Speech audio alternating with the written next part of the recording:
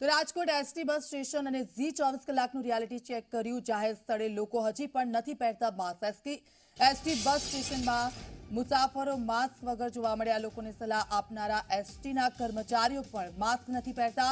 Reality ચેકમાં pole ખુલતા પોતે ભૂલનો સ્વીકાર કર્યો। નાકથી નીચે અને દાઢી પર લટકતા માસ્ક જોવા મળ્યા।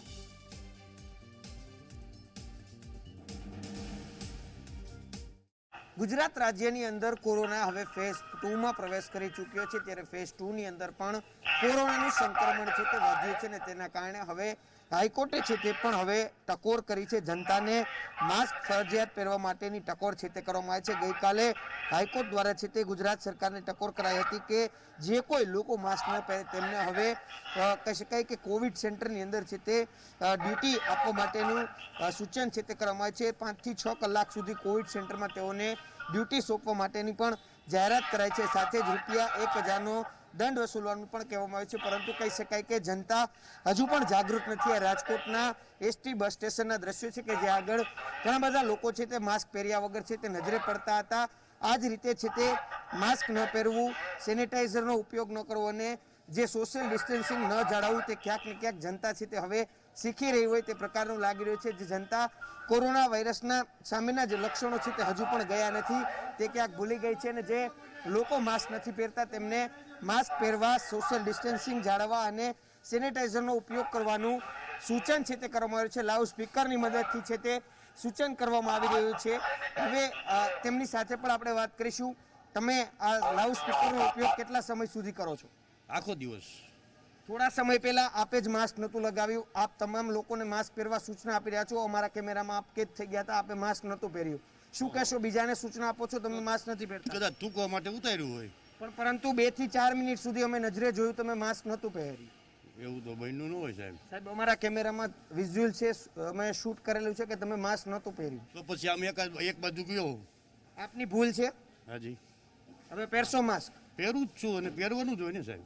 આપણે હમણાં નહોતું પહેર્યું, હવે પહેરશો?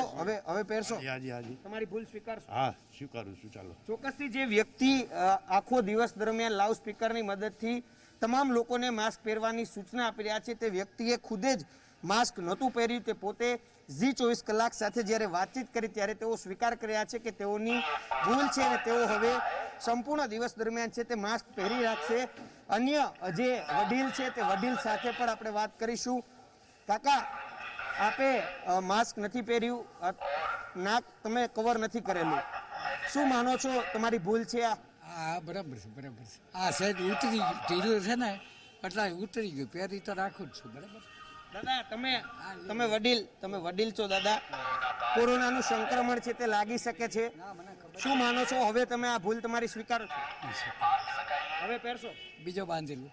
ચોક્કસથી તમામ લોકો છે તે પોતાની ભૂલનો સ્વીકાર કરી રહ્યા છે અને ફરી એક વખત આ ભૂલ ન થાય તે માટેનું પણ ઝી 24 કલાકની વાતચીતમાં જણાવી રહ્યા છે।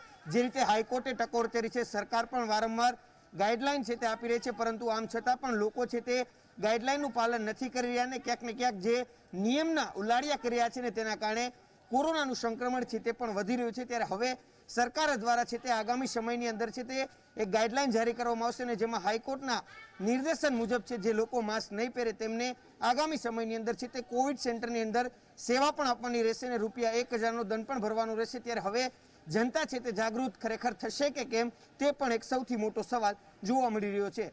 કેમેરામેન ઉદય પવાર સાથે રક્ષિત પંડ્યા, ઝી 24 કલાક, રાજકોટ।